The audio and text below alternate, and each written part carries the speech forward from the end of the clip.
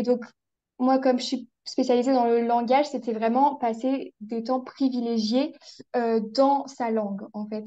Ça, c'est vraiment quelque chose sur lequel j'insiste parce que des fois, en tant que parent, on se dit, ah non, mais si je lui parle ma langue, il va pas se développer en français.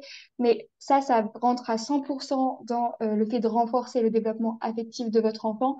Et ça rentre aussi dans votre rôle pour l'aider aussi dans sa langue. Parce que oui, quand vous allez lui parler dans votre langue, vous allez l'aider à modéliser la langue aussi dans une autre langue. Les réseaux cognitifs sont faits comme ça.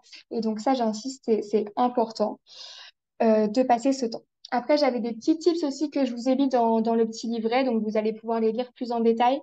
Mais globalement, ce que je conseille toujours, plutôt avec des tout petits, mais des plus grands aussi, qui parlent deux, trois, quatre langues, on va avoir souvent des erreurs syntaxiques, des erreurs grammaticales, des erreurs de lexique, du code switching. Donc, ça veut dire qu'on va mettre un mot d'une langue dans une phrase qui est produite dans une autre langue.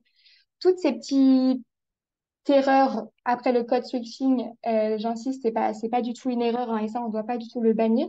Mais toutes ces petites imprécisions, euh, ce qui marche vraiment, en fait, c'est de ne pas les corriger directement à votre enfant. Ça risque, en fait, de copier la communication.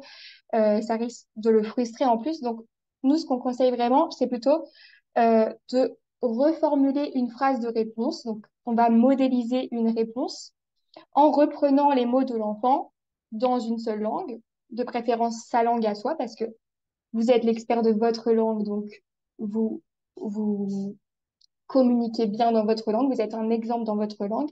Donc, vous reprenez ces petits mots et vous modélisez une réponse en donnant un peu plus de contexte.